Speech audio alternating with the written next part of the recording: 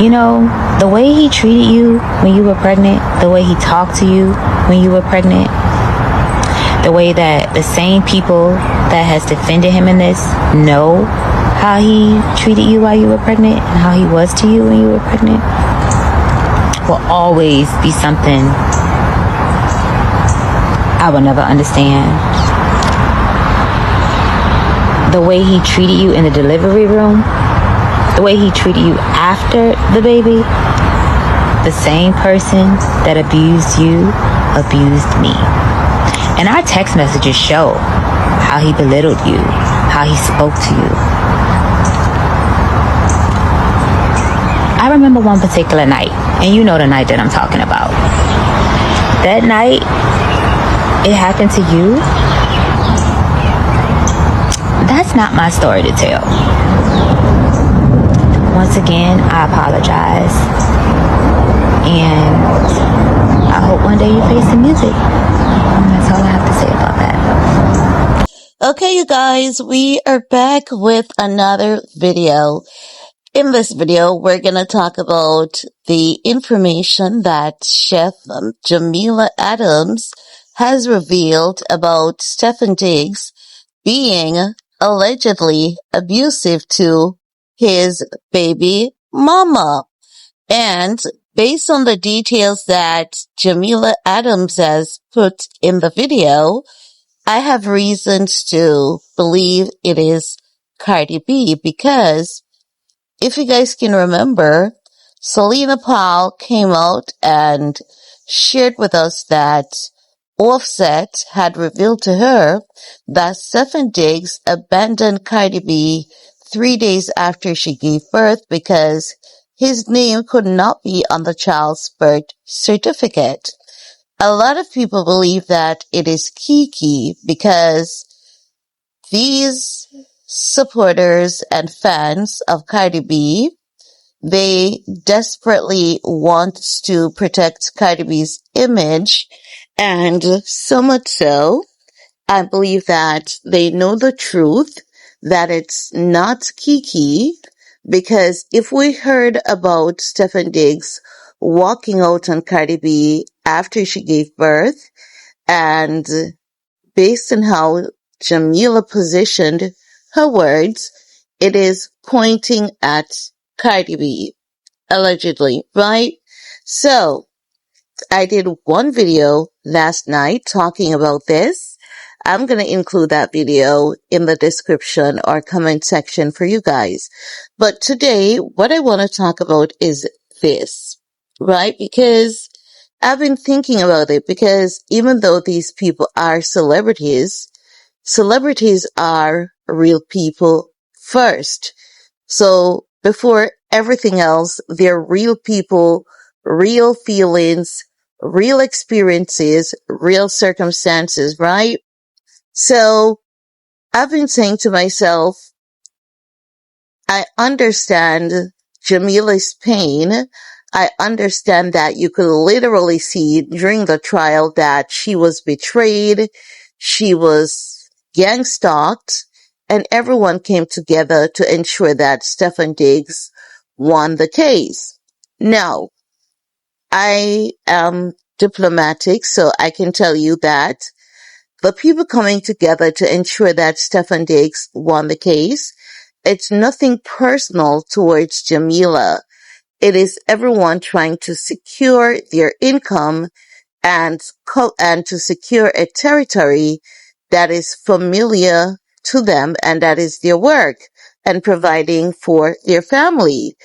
I believe that while they would want to defend Jamila, you have to take care of home first, right? I believe that while they never meant Jamila any harm, they did cause her harm. And I believe this is why Jamila is now saying those things about the abuse, and she's saying it intentionally, strategically, for us to know who she's talking about. But at the same time, I would not put this information out in the public. That's me. I would not put this information out in the public because I can understand Jamila's pain with losing the case, looking a fool, and her wanting some kind of vindication, because the truth of the matter is she did not get any vindication in any of this whatsoever. So I can understand her wanting to stand up for herself, defend herself, but at the same time, I'm the kind of person who believes that if I end up in someone's private space, and even if I'm passing your door or passing your window, if my ear or eyes happen to catch your personal business, it's not my business to tell the public your personal business. So if I was Jamelia, this is one piece of information that I would be taking to the grave, because I don't know if it is how we were cultured as well. You know how they say what happens in Vegas stays in Vegas? In the Caribbean, it's like that. And we have these wall plaques that says it a lot. What happens in this house stays in this house, or don't come back here. So I was cultured on that. A lot of people were cultured on that, but they're not that. But I'm that. I'm the kind of person where I don't believe that it's ever my business to bring someone's intimate business to the public.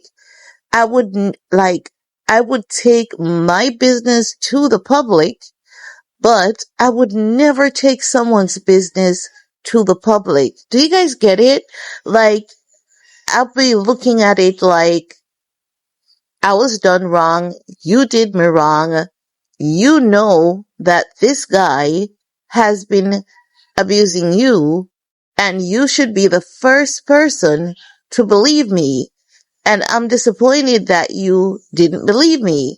I would have that discussion with Cardi B, but would I be out here putting that information out there? Absolutely not. I would not.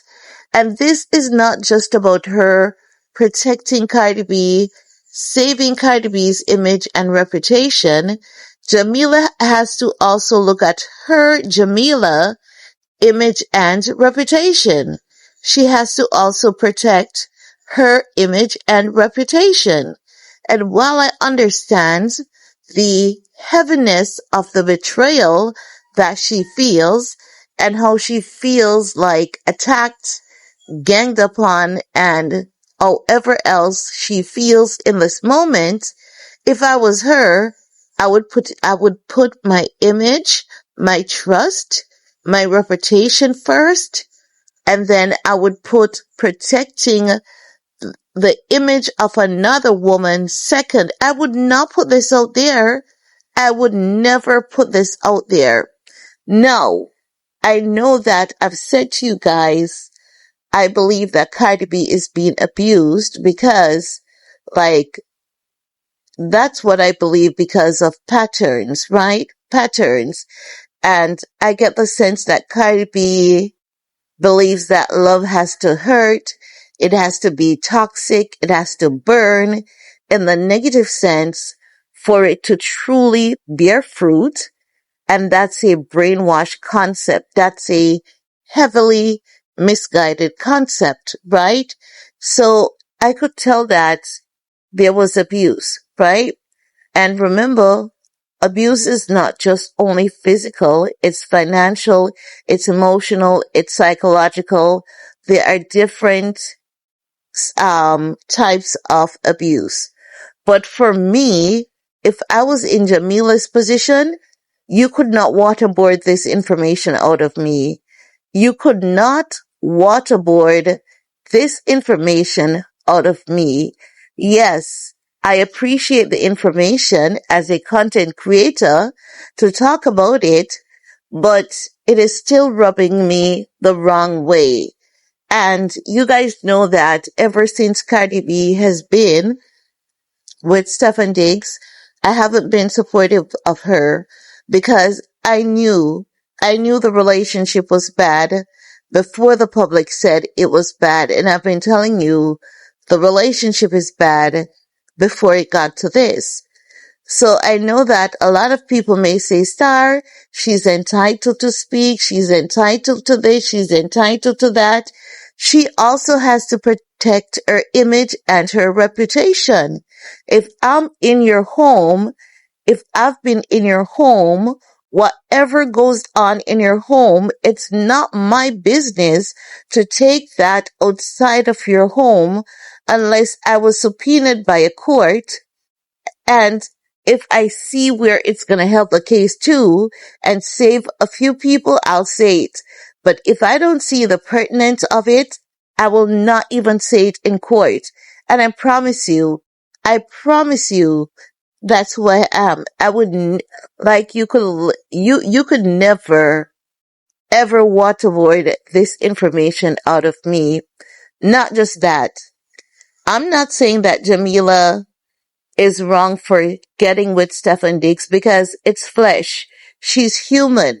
But you know what I would do if I was Jamila?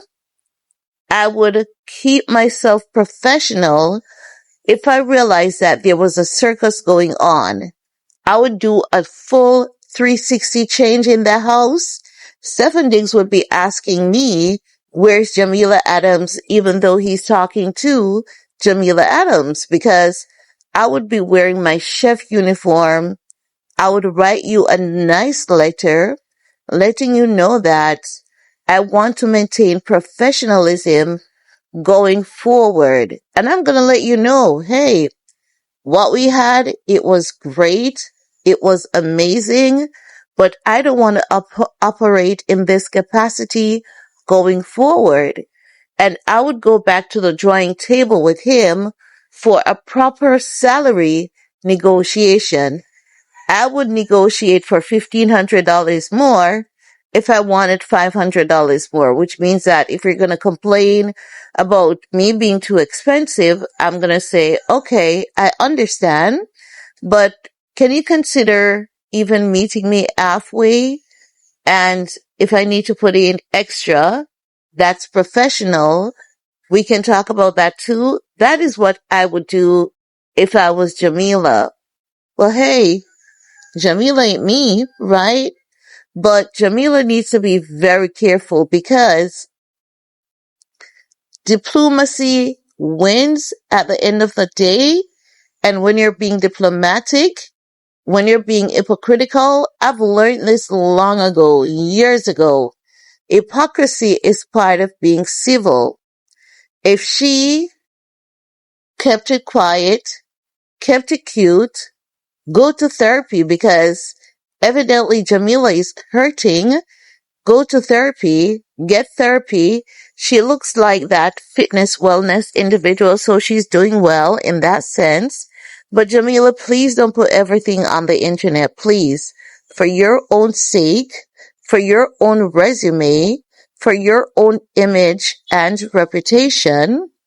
Because when you're in a celebrity circle, even if you got in it once, it's a good and it's a tricky place to be in. It comes with its yin and its yang. But there's one thing I would never give a celebrity the luxury of. I would never give a celebrity the luxury of saying, that lady is disrespectful. That lady is untrustworthy. That lady does not respect my religious beliefs. I don't care what you worship. If you come to me and you want to have a conversation about the stone that you believe in, I'm going to have a full-blown cordial conversation with you about the stone that you believe is your God. Even though I know the stone is not a God. But I'm that diplomatic. I'm that sociable. And I consider people's feelings first before everything else. I think about your feelings as an individual, and I believe that people and their feelings, especially if you're not hurting anyone, causing pain or trauma on anyone, I'm going to put your feelings first. And maybe this is why I always have friends and my friendships are forever. And this is why I choose my friends carefully as well. But I've never had a bad friendship unless that friend was mentally unwell. And once they get back to center, they always come back and apologize and say, you're a good friend. You never deserve that. But I walk away from people while they're still good. And even if it was still bad, I give you time to cool. And when I think you're okay, I'm going to write you a note.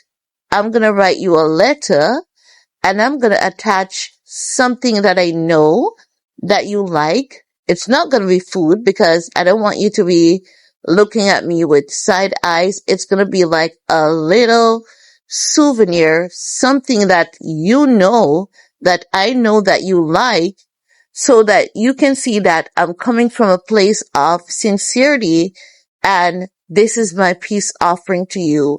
I never walk away from anyone with animosity, chaos, or drama.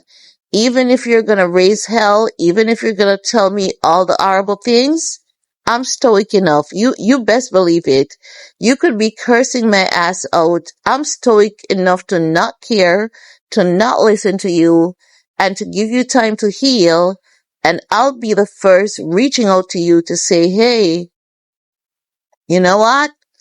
Even if I was right a lot in that situation or 100% correct, I'm not going to remind you where you went wrong, where I went wrong. I'm going to say, hey, I want to reach out to you peacefully about that day.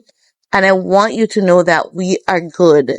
I want you to know that if you ever need a friend, I'll always be here for you. And this is not me being desperate. This is me letting you know that I look at you as a person. I look at you as a human being and not a cold statistic. And it is important for me to let you know that I see you as a person. I see you, I hear you, and I hope you're in a much better place today. And that's how I operate. That's how I do things. But you know what? We're not all the same. We aren't. And it's okay. But for Jamila, I would say to Jamila, protect yourself. You are your walking resume. Think about that every time you open your mouth on social media. You are your walking resume. When you step into someone's house, whatever happened there should stay there and it should not get out on social media. That's what I believe and that's what I was cultured on. But let me know what you guys think. We're going to talk some more in the comment section. Peace.